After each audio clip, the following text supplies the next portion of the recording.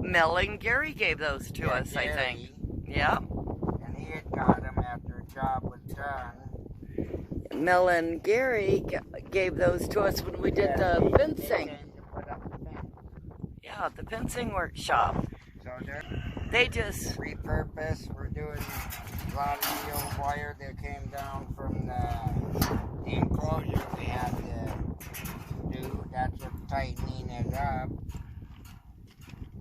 But here it is. This is going to be our pig pen. We're getting 2 baby pigs. Really old pallets, so.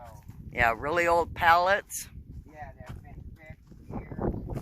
And they sat for years at someone's place, and then we got them. But I hooked it to this. And then the seal I'm using the tent stakes will be over here. And see, wiring them together, each pallet, top and bottom. But there's one of the stakes right there.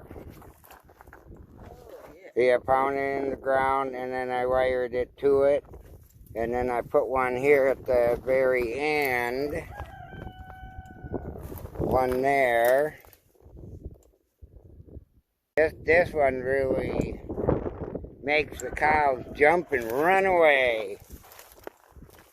So, but this is going to be the pig enclosure. We're getting 2 piggies, little babies, and we'll have them on, babe. How big? Babe, we don't know how big yet. Oh, you don't know how Maybe big? 30 pounds each. Oh, I was talking about the pen. Yeah, there. No, it's going to be 20 foot by 16, or 20 by 16 about. So, you're putting the wire on now, huh? Yeah, to wire this pallet to that side.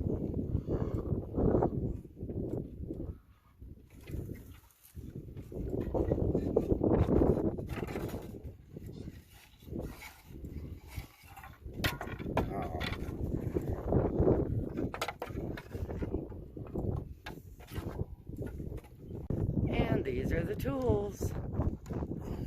We're cutting, twisting wire to the pallets.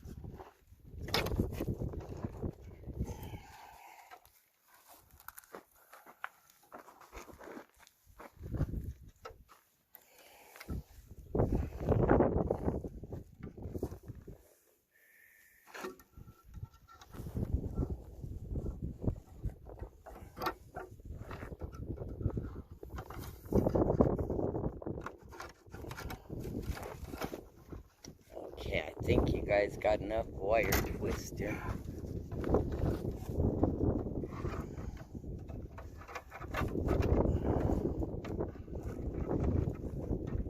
Yep, out here we do a lot of rednecking, but Rob also knows so much about this kind of stuff that you could almost say he's an engineer.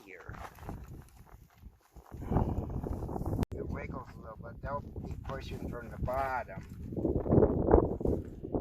Yeah. So it should work pretty good. I think I didn't screw them together, I only wired them together. Just, huh. See the There's the wire. And there's one here. Well, yeah, you got to pull this thing up to open it. I got it on there tight so I could pull with the wire.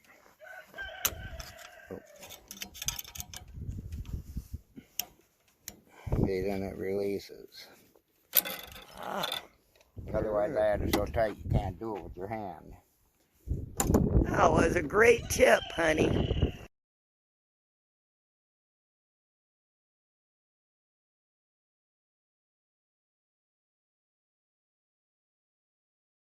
Reuse, recycle does not always come in pristine condition, but you can use it and make it strong. Use it in some of your other projects. There is a way to make a 4x4 if Out of junk 2x4. you don't have one handy on the Homestead, you can make it out of junk 2x4s and even bits and pieces. And that's exactly what Rob is doing today. And see, there's the glue, it's glued. He used screws to screw it down with. And there you go. That's what he's working on. They might not be the straightest, but they're even stronger than a regular 4x4. Yeah, the glue bond is pretty strong with this glue. The glue bond is pretty strong? Yeah, with this glue. Great. So you wet both of the pieces of wood? Yeah, you wet both pieces.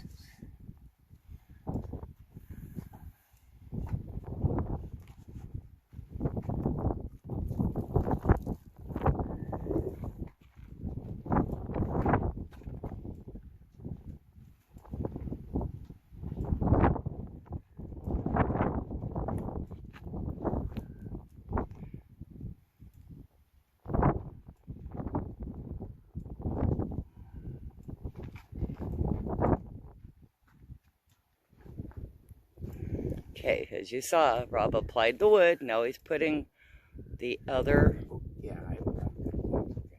2x4 that he cut on top of that. And it doesn't matter if it's cracked at an end or anything. That is what cracked? Nope.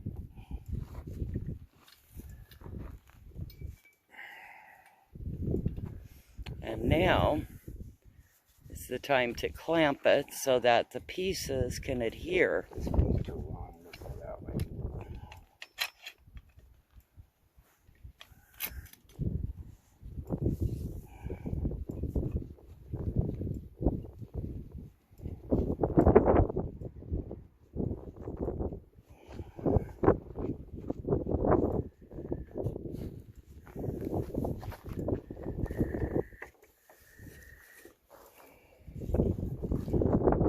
Now, where there's an open crack there, you'll be putting more glue in that, or? Don't have to. You don't have to? You gotta squeeze the boards together. I would never buy Phillips screws for this kind of thing because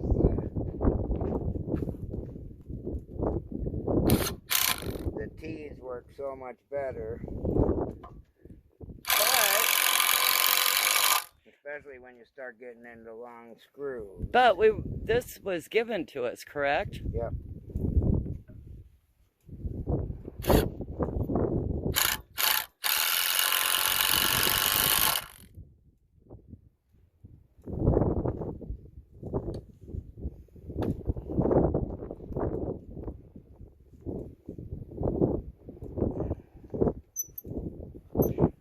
So now it's safe. 24 hours for the glue to dry. See the yellow in between the 2x4s? That's the glue that oozed out. That makes the 2x4s that are glued together so much stronger. Coop has a lot of 4x4s up on the roof. That's how they came. Ah, yes. Repurposed, a lot of times that's what you have to do. So, am I in your way? This is how Rob gets the job done.